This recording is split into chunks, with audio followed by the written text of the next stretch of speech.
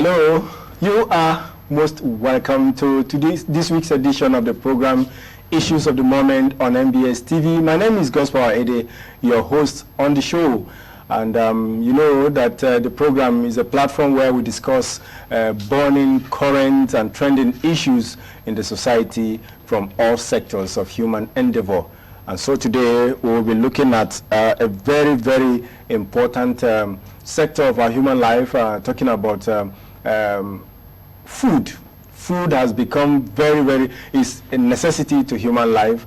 Without food, you know, there is no life, just like water. And so we're discussing some of the challenges that are associated with food that we eat today. Their unavailability or shortage, short supply, the scarcity, rising prices in food. These are issues that we'll be looking at under the topic, the rising prices of food in Nigeria. And to do justice to this topic is my regular guests on this platform.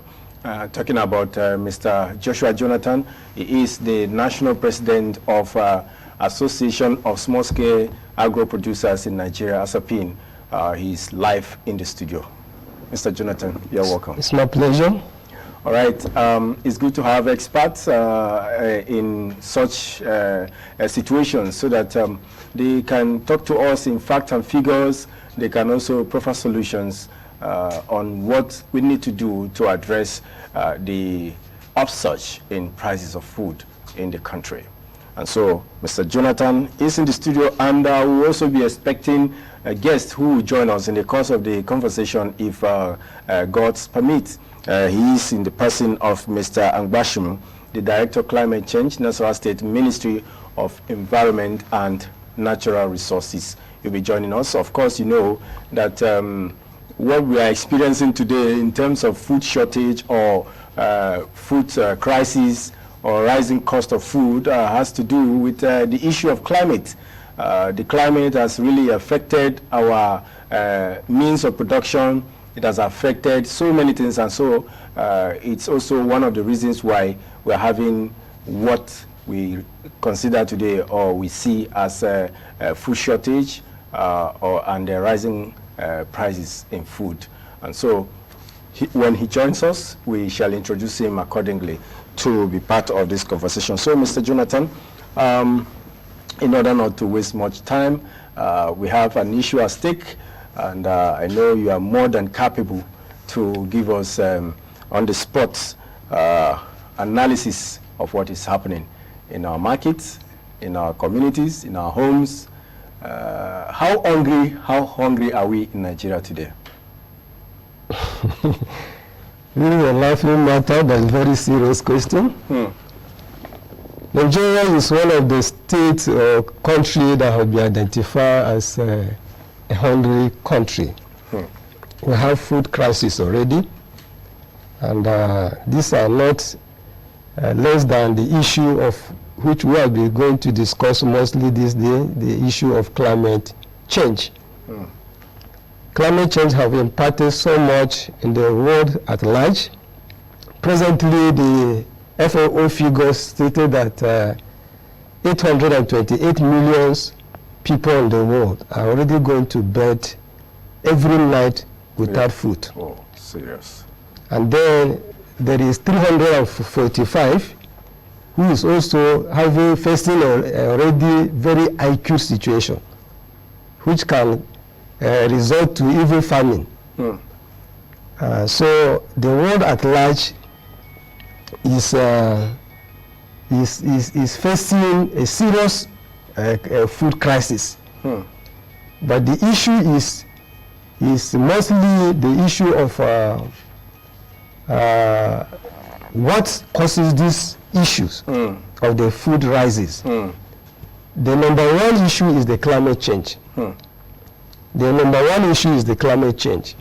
And climate change, as you know, even in our state this year, we have seen a lot of issues. Ranging from dry spell to flooding to temperature rising to issue of disease outbreak in some cases and even pest outbreaks.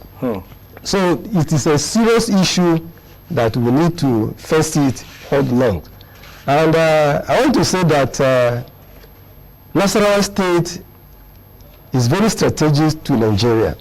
When we lose food, it means most part of Nigeria will not get the food desire they want. And so, because we supply the food to both north, east, and west from our strategic position. So, from our losses this year, already Nigeria is affected by food shortages. So, if you ask me, are we hungry? Yes, we are hungry. Because the food supply chain is limited now because of the gap created by climate change in terms of flooding, drought, and extreme weather situation like temperature. So food supply this year is not adequate that will meet the demand of the people who need this food to be eaten within Nigeria and even within the state. Okay. All right. Someone would like to ask, what is the nexus between food and climate change? What I mean is, what is the connection between these two? You see, food is produced using the climate environment. And so when climate is not constant, it's not very consistent, it limits the productivities. Let's take, for instance, even in the recent time, we discovered that our crop yields have dropped based on their research potentials. So if you are producing food for maybe getting a variety that is giving you 5 tons per hectare, now it's dropping gradually to 4 to 5 to 3 to even in some cases 2. So you can see the gap between that. And what is causing this? Either the pollination, the insect that we are supposed to pollinate these crops are no longer there. They're extinct because of the extreme weather situation that is not favorable for them to stay. Or the water source that the crops is using is not enough adequate for it to sustain itself. So you can see the reduction already. Okay. So climate is not exceptional. You cannot talk about food and you cannot talk about climate or weather. So it is a real connection because none of them go separately. They have to work together. Right. It is the weather that produces the food. Okay, that's quite interesting. Well, that's interesting. And like we told you earlier, we'll be taking a short break so that we will bring this discussion into proper perspective. Of course, we are dealing with experts here. We have an agricultural expert, and we also have a climate expert who is expected to join us in the course of this discussion. So let's take this short break so that we put things in proper perspective, and we'll continue with our conversation. We'll be back right away.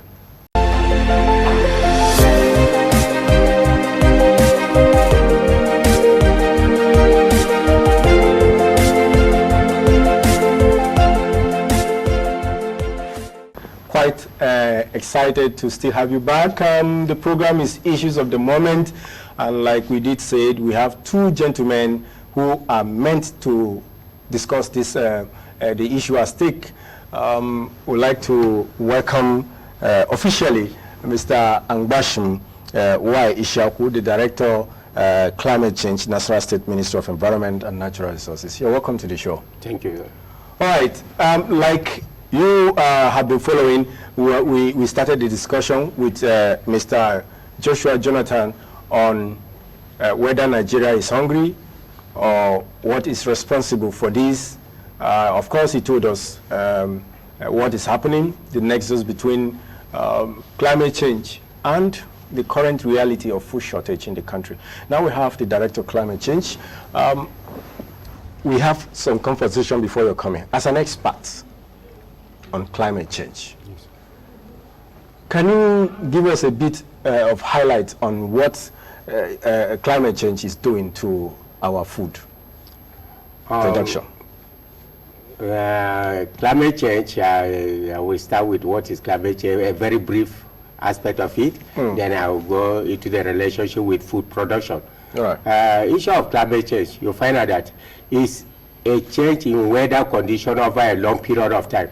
And what are those weather conditions? You talk of rainfall, you talk of temperature, you talk of humidity, precipitation, and other things related to weather.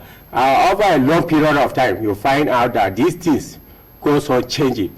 So because of it, it affects our environment entirely. So you find out that when you talk of climate change, it's a change of all these weather indices, and this change in weather indices now lead to a kind of a global warming. And when you have the global warming, you have issue of increase in temperature and all other things. And this thing now relates to issue of food productions. You find out that it affects food production.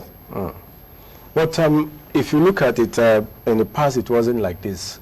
Why the sudden and gradual change? Yes, in the past it wasn't like this, but people are saying, it has been long going on like this. It wasn't like this before. In those days, you cannot talk of issue of all this flood, excessive flood, talk of all this issue of rise in temperature where people are finding problems. You find out that there is a lot of heat, and the issue of, because of this heat, you find out that the increase in malaria and other things in our homes. So you find out that before it wasn't like this, but because of human activities that we carry out, it tends to affect our entire environment. So because of these anthropogenic activities or human activities, it leads to the effect or the impacts that cause in climate change. All right, thank you so much for bringing your perspective on this matter. Okay, well, let's get back to Mr. Joshua Jonathan, the food expert. We want to know the implication of the current upsurge in food prices, especially for small-scale farmers in the state. Well, let me start the implication in the perspective of impact first.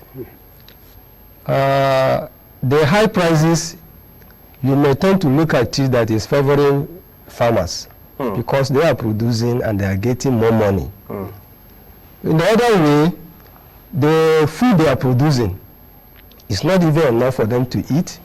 They are consuming more than what they are producing. Wonderful.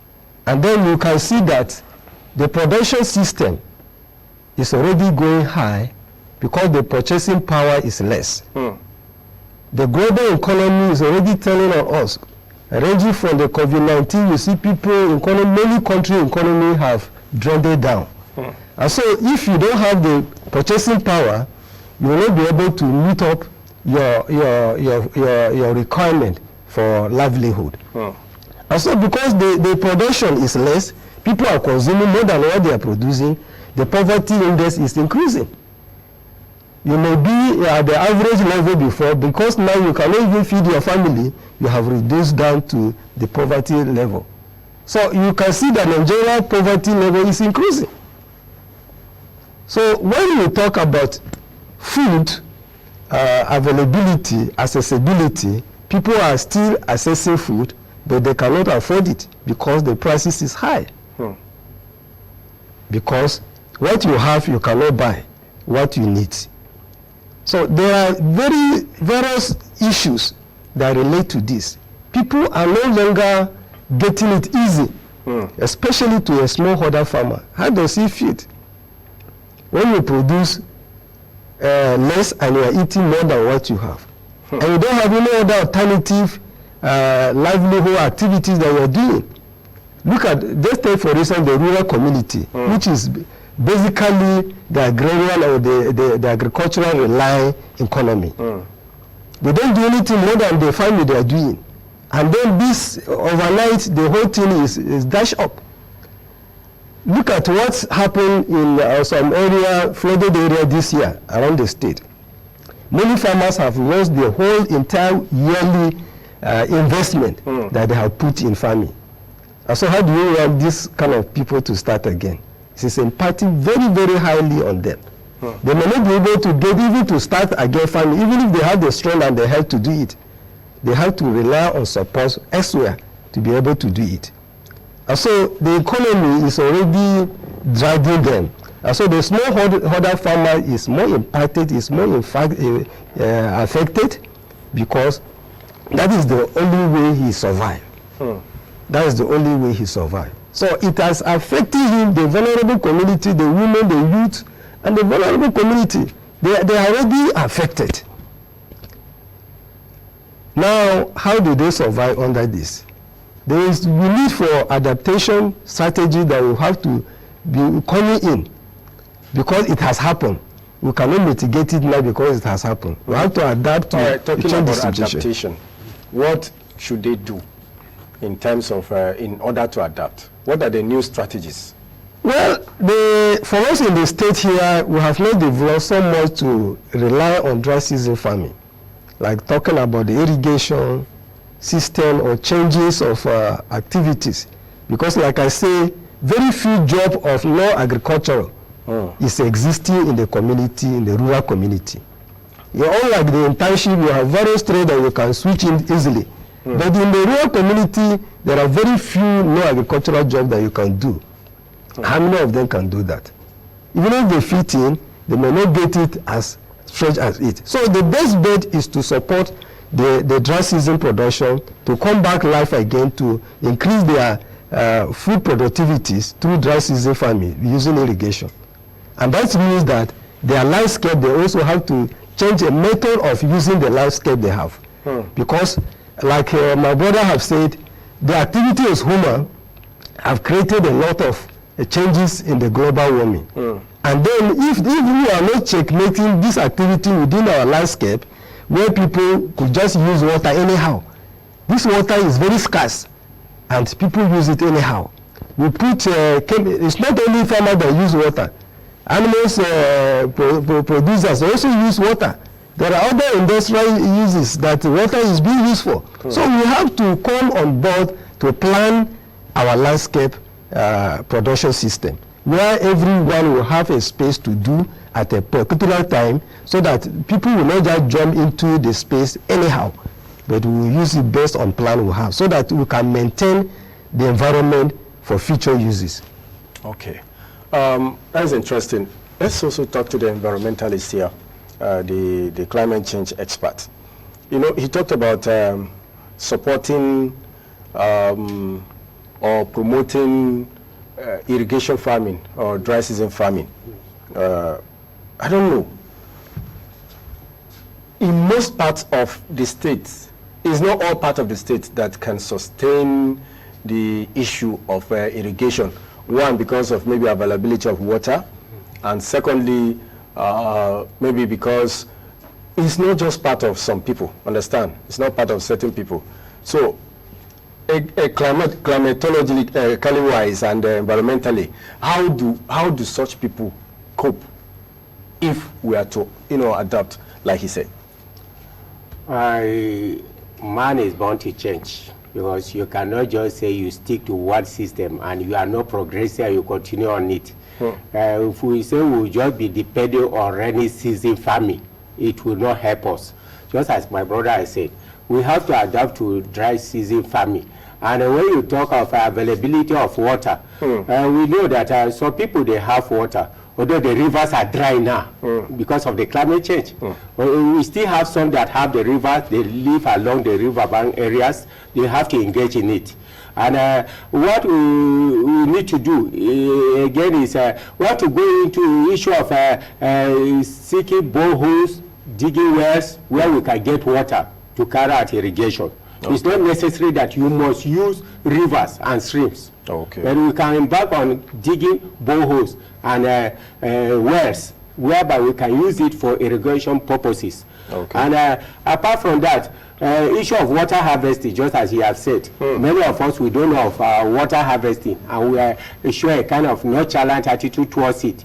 But with what is going on now, we have to adapt to issue of water harvesting, so that when we do it, we can now have the water to carry out irrigation. Can you explain better water harvesting? Water harvesting is a system whereby during the rainy season, where you have the rainfall and the water is in abundance, you cannot trap the water.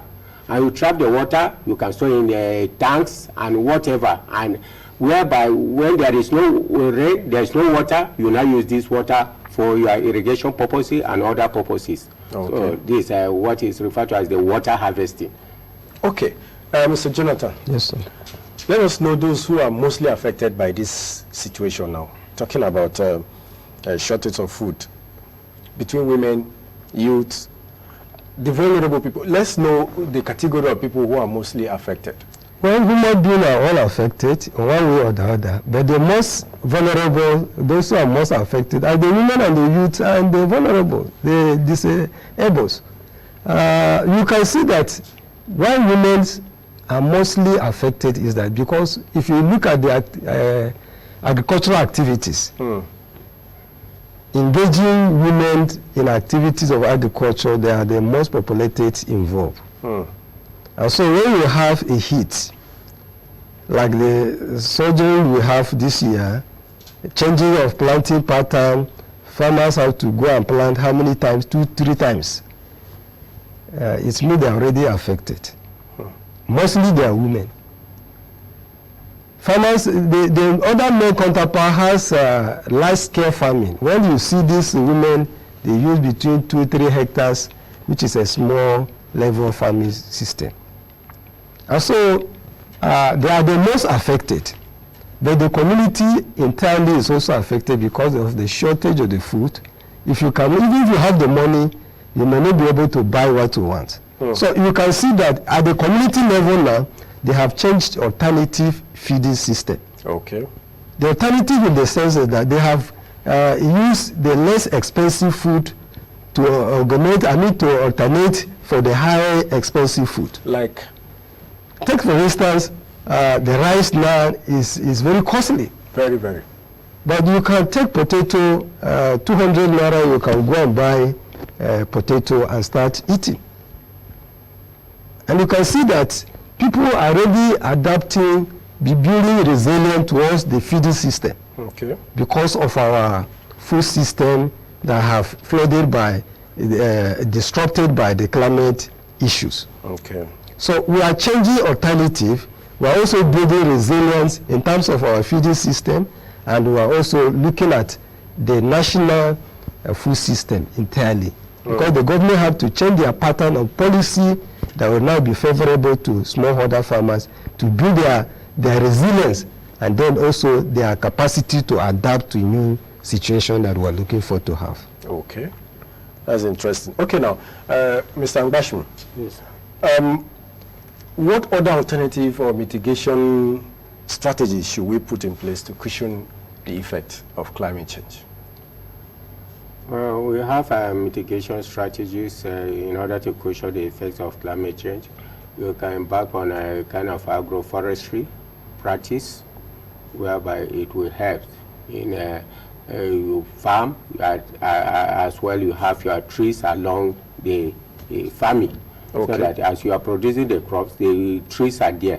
It can be fruit producing trees, whereby it produces fruits to help. Or it can be economic trees, where you can maybe use it at the end of the day when it is grown to a full size that you can harvest. Okay. So all these are helpful. So we can embark on that. Equally, we can make a kind of a storage system that is good, so that instead of people harvesting and selling immediately, you store it. When you make a good storage system, it will help in the days to come. Whereby I know people are enjoying selling it now because the prices of food is high and they are getting the money, but the money will take them to nowhere. The times will come when the food is no longer there, the money is no longer there, and they will be in need of food. For them to go and get the food, it will be a problem. So there is need for us to have a proper storage system, so that when you store, at least when the difficult times has come, you can be able to use what you have stored. So it will help us. So we also have issue of alternatively, issue of farming. When you are engaging in crop farming, you can go along with poultry farming, whereby it will also augment your problem instead of going here and there. When the issue of food is no longer there, your chickens or whatever that you grow, it will not help you to augment your incomes.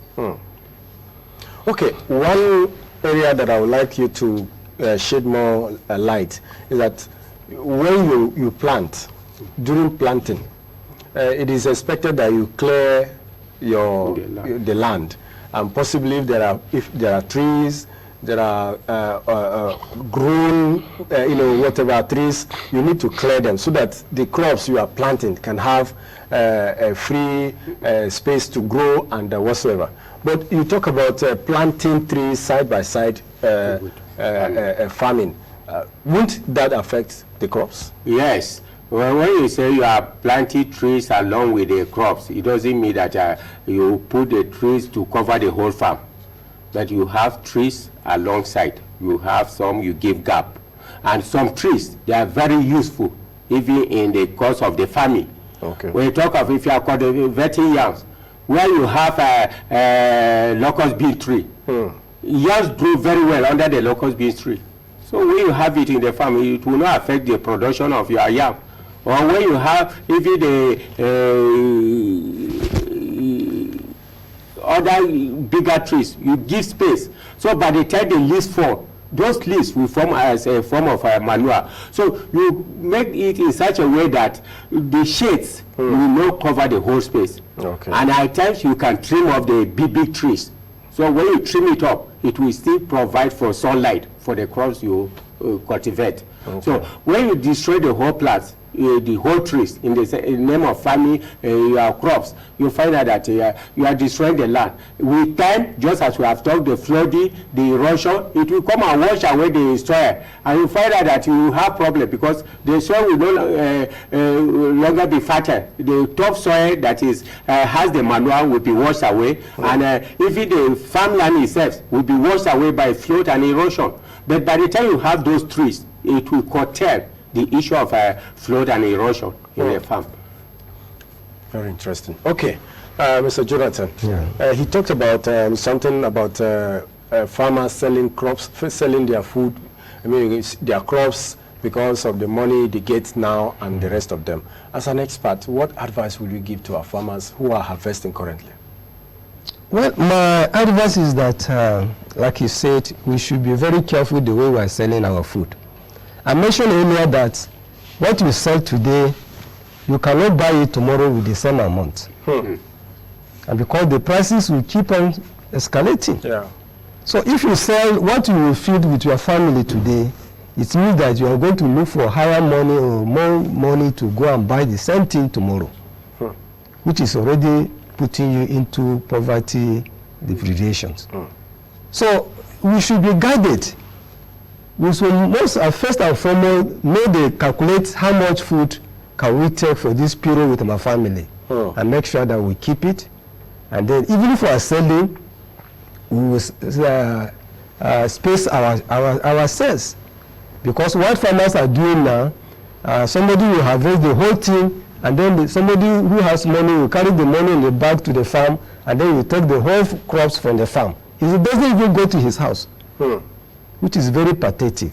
I think government should also come into this by buying from the farmers, storing it like he mentioned earlier. You buy, you store, and then when the prices goes up, you release, and then you see the prices will be stabilizing. Otherwise, if we leave it in the hands of the middlemen, they will make sure that we will never be able to buy the food. And the government's intervention should also be legally in taxing those who are buying this huge quantity of food, so that it will reduce the vulnerability of people to access to food. Otherwise, very soon, the next year is already predicted that there's going to be more pent than this, even though the climate issue is going to drop, but then the effect of this year is passing into next year. So food crisis is not ending now, but it's going to be more impactful by next year. Okay. All right. As part of government maybe intervention in this case now, or let's say government response in this case, we want to know how should the prices of food be determined? Because if you go to the market or where the food items are sold, you will see that the prices are not the same, in all the places. So who should determine the price? We're talking about control now. Yeah, government have the capacity to control prices. But the issue is, farmers are producing, if you are controlling prices, you should also start the control from the input. Because of the escalation of input prices in the market, one bag of fertilizer now costs how much? About 20-something thousand to 30,000 naira. And you cannot buy such input and produce and sell in a less price. So government have to start from that. Because of energy crisis we are also having around the world, is impacting so much on many other items that is being produced. Okay. So the prices is going hard. The high cost of energy is also impacting on it. You look at the road system, network system we are having, it's also impacting transportation. If you produce for a rural area, and then you are taking that food from that rural community to the urban city, you have bridge that you need to cross, and people stop there to cross the food item with hate in their neck to the other vehicle. You know, they put the prices there. So the consumer is the one paying for all these prices that they are using. So transportation is very important. So government should look at this roadway network and to do it.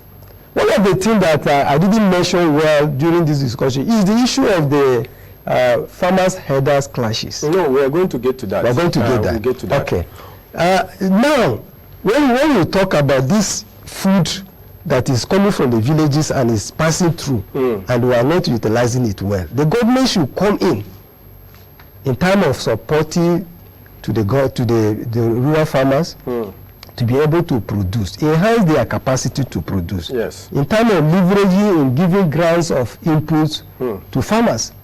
Like what happened now, if grants of inputs are not given to farmers, many farmers will not go into production next year.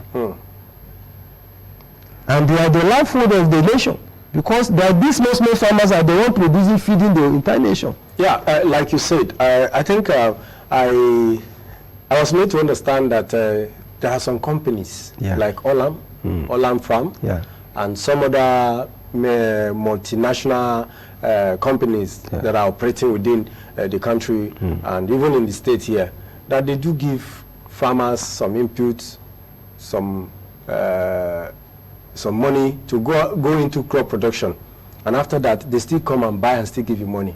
Don't you think government should have done more than even the companies? Yeah, even what the companies are giving is just a support to enable them produce. It's not free. It's not a grant. Okay. They have to pay through the crop they produce. It's what we call contract farming. Okay. They produce on the contract basis. They deduct whatever you collected from them, from the food item you are giving them, and the balance they pay you. Okay. But that is still very good support, because somebody who doesn't have money, if you give him that support, he will go into production. But what I'm saying is that many farmers who have lost this year, they need actually a very big support from government. Because government have this capacity to do this. We need the political will to be able to medicate this scenario that we have faced. It's a political, we need political commitment, we need political will to bring farmers alive again. Because many of them have been injured. Many farmers have been injured. In fact, even the Olam we are talking about, Olam lost about $15 million to this flooding this year.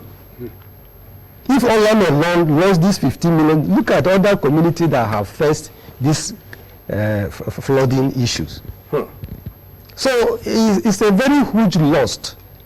And then you can imagine the content of food that would have been produced by this loss during this flooding, which would have been circulated for people to eat, not only here, even in Taiwan, because people buy food here, they send it to World Food Organization.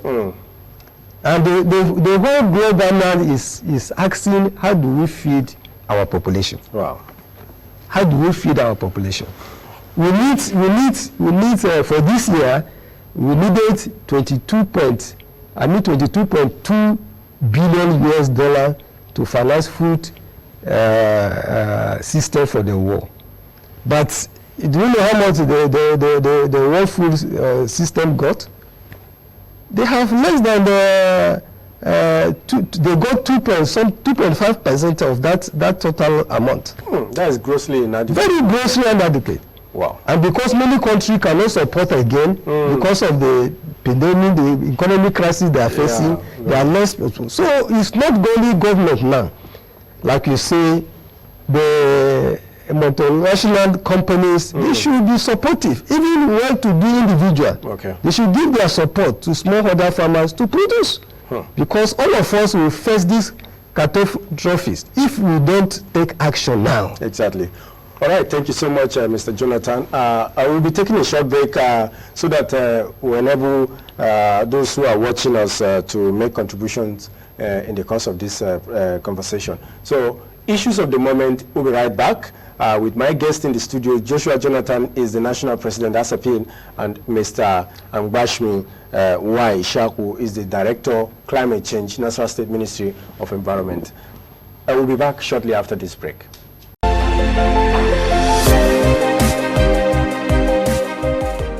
Our phone line so that our listeners, our viewers who are watching from their television set at home can have the benefit of making their informed contributions. Ask questions. Of course, we have experts in the studio, two very great men who are doing well in their respective field of human endeavor, the agriculture sector, the food production sector, and the climate change. So the number to reach us is 081 4558 2389. 081 4558 2389. That is the number to reach out to us. The number will be displayed on your television screen so that you have the opportunity to pick it and make contributions on this program. So before we start receiving calls, let's continue with our conversation. Earlier, we were talking about, you wanted to talk about herders-farmer clashes. Of course, we are all familiar with the scenario, especially in this part of the world, where farmers go to farm, crop, and the whole investment for the year will be taken away in just one day. One day rate will just take away the production, the whole investment, and the person will be affected for only God knows how long. So, in this regard, what is the way out for this crisis? Maybe let us start with the Director of Climate Change. We'll get back to Jonathan. Issue of farmers and herders clashes, it has been a thing of concern to an individual and also to the state entirely. Seriously, it's a form of clashes that has not been occurring before. But with what is happening now, it affects lives and properties. It affecting lives in the sense that when you don't have the food again, how do you feed? And also, you find out that it is affecting even our livelihoods in terms of food production, e-coms, and other things. What are we supposed to do? Seriously, we're supposed to live in peace with one another. Let's borrow the system we were doing before. We live with the herders, farmers live with the herders, and there was peaceful coexistence. The farmers take care of their cattle as expected, and the farmers cultivate their crops. After cultivation, the leftover, that is the corn stalks and other things, the cows will now go and graze on it. Yes. But for nowadays, it is no longer so. You find out that because of the search for food for the cow, they will go and destroy the crops before harvesting, which is very poor, very, very bad, and it's affecting the entire production. So what we are expected to do, one, just as I've said, we're supposed to live in peace. And as a government concerned, government are trying their best, and they will still continue to try their best to see that there is security for everybody. Security for the farmers, security for the cattle rearers, so that they should have a limit where they are to rear their cattle. And also farmers, they should know where they are to cultivate their farms, so that there should be a little space or land even for the cows to graze where they are usually graze. So that, we find out that these days, cows are struggling for survival, human beings are struggling for survivors. So you find out that they tend to destroy the crops which is not good. So we have to learn to live in peace, and there should be security. All right. As a government person, I would like to, okay, of course, it is good to call for peace. Yeah.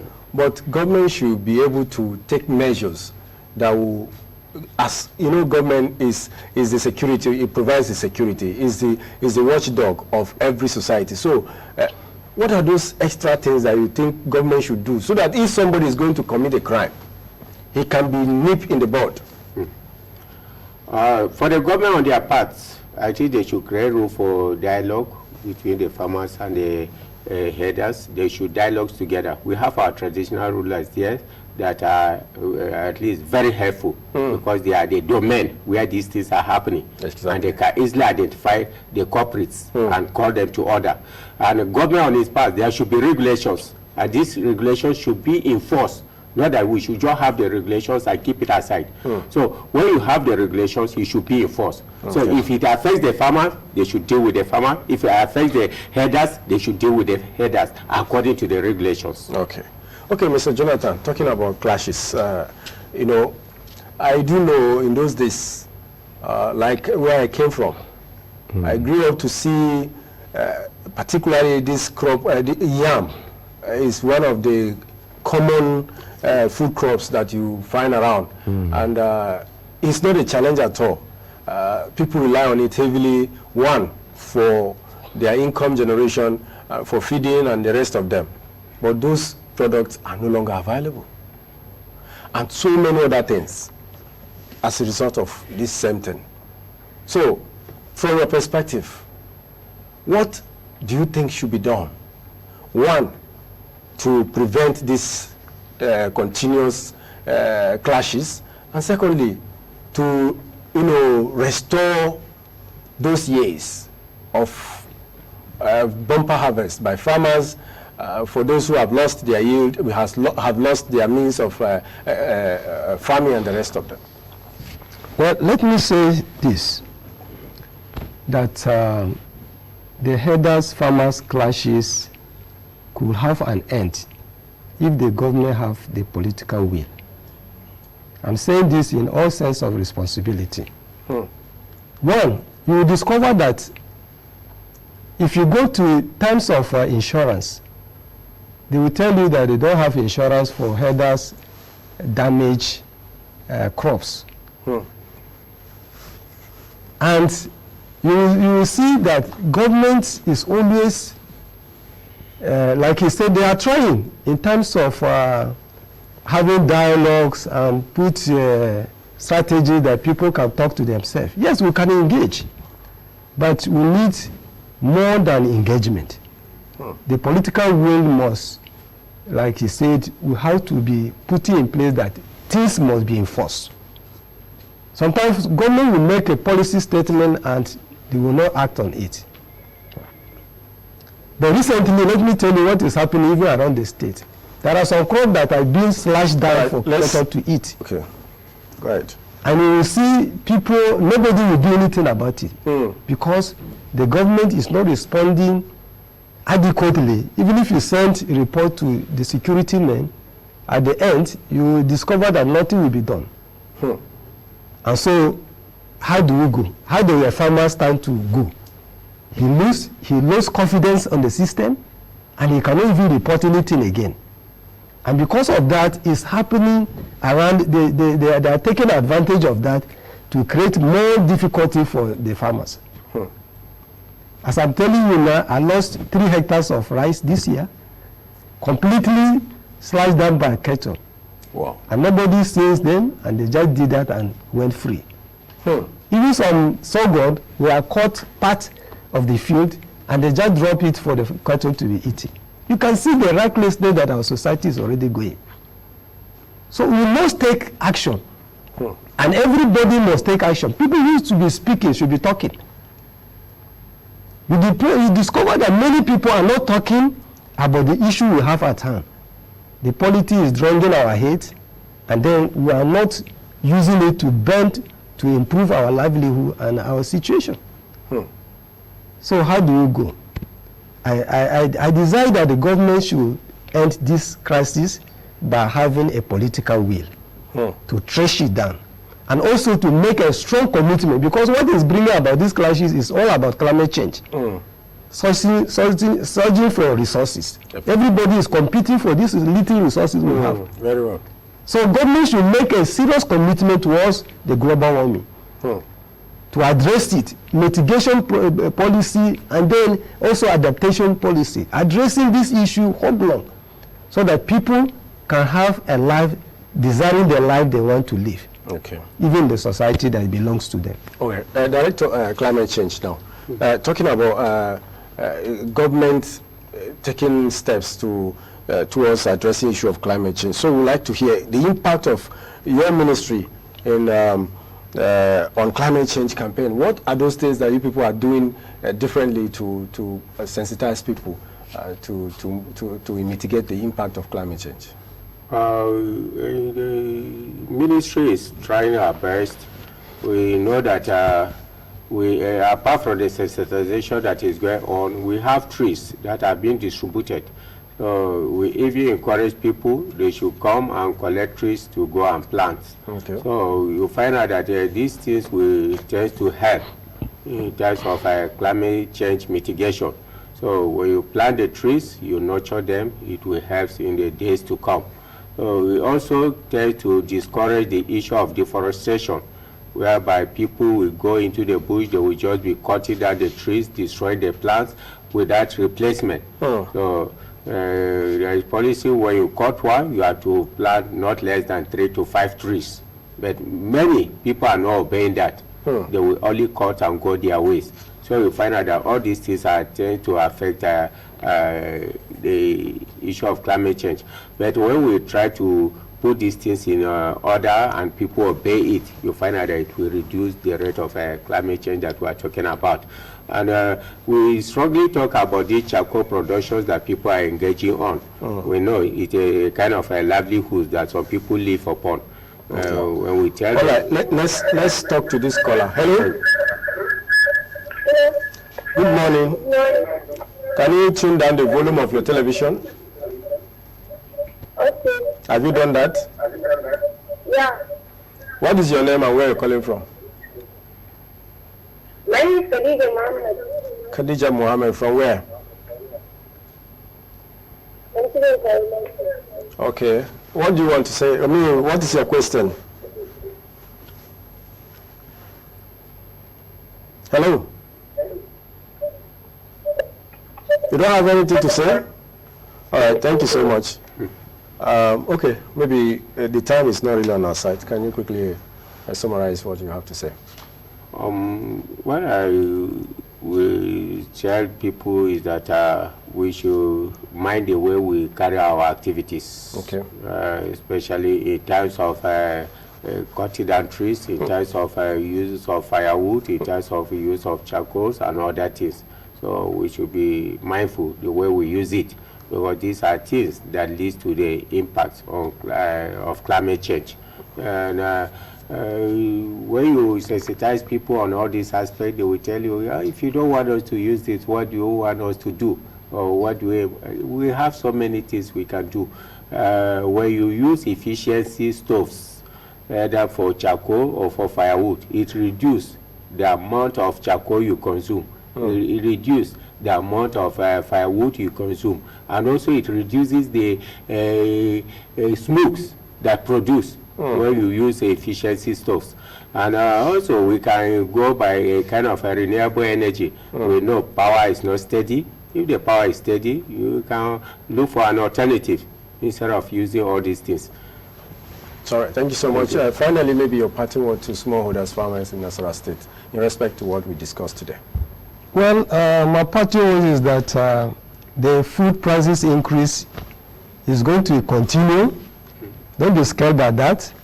And the only way we can do is to change our method of saving or preservation of our food and ensure that we have enough to eat and don't sell all, because the danger is still ahead. You must be prepared to face the future.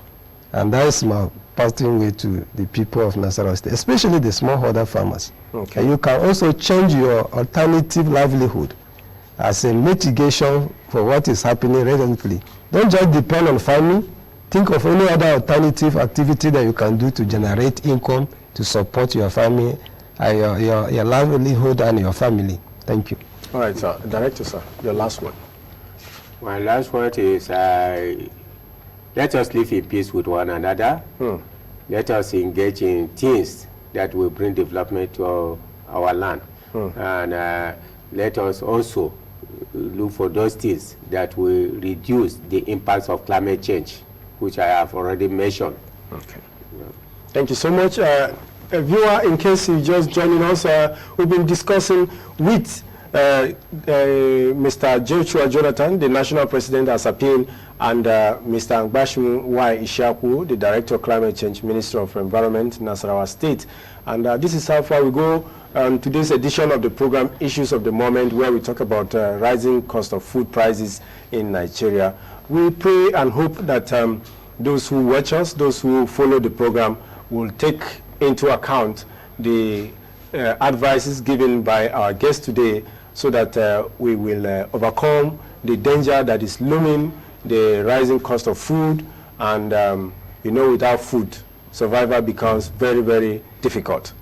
But God will help us out of this menace by the grace of God.